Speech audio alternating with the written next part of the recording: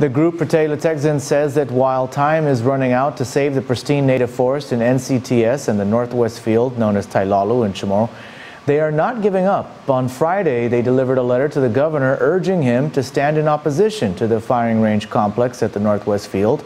They also recently wrote a letter to the Congresswoman asking her to call for a pause to military buildup construction as well.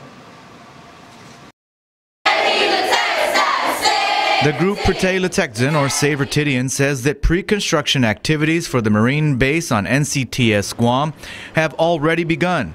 This includes the removal of native plant species to be transplanted to other areas, as well as the removal of ancient artifacts.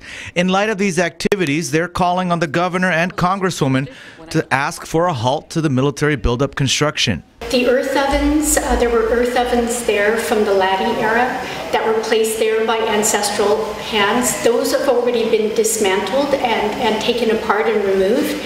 So each day, each hour that they're contemplating this and remaining silent, it really is allowing for the continuation of the dismantling of a very successful conservation area. Prutehi Litekyan member Kelly Taitsino points out that many of these species of plants and animals that will be impacted by the military construction can be found nowhere else in the world. On Friday, Prutehi Litekyan members delivered a letter to Governor Eddie Calvo's office asking him to stand up against the firing range. They were told he was in his office but unavailable to meet with them and unable to provide them with a date for a follow-up meeting. Prutehi Litekyan members would like to see both the governor and the congresswoman do something about the destruction of ancient artifacts and native forest for the buildup. Yes, they can actually do something that would put a halt to this. They have more power, I feel, to put a halt to the construction activities. Prutehi Litekyan members say that the pre-construction activities should be halted, in the very least, until the CNMI case against the proposed military construction is resolved. Primary limestone forest, it takes millions of years in very special conditions and just symbiotic relationships to develop. That can't ever be replicated. Some of our Zoamti are having a difficult time finding the medicines that people really need.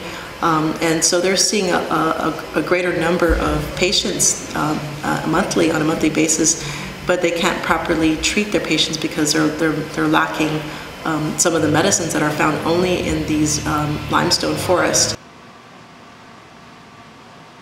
Meanwhile, the governor's spokeswoman, Oyal Niraikla, says that the governor has met with Prutehi Litekyan previously and he understands their concerns.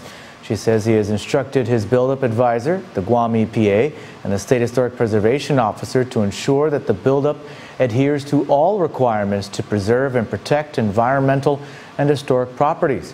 Niraikla says the governor wants to make sure that cultural, historic, and medicinal properties are preserved. In fact, she points out that the governor has called for a pause to military construction because of the denial of H-2B visas, and she says because he believes the federal government is not living up to the 4 pillars of the buildup, particularly the One Guam approach.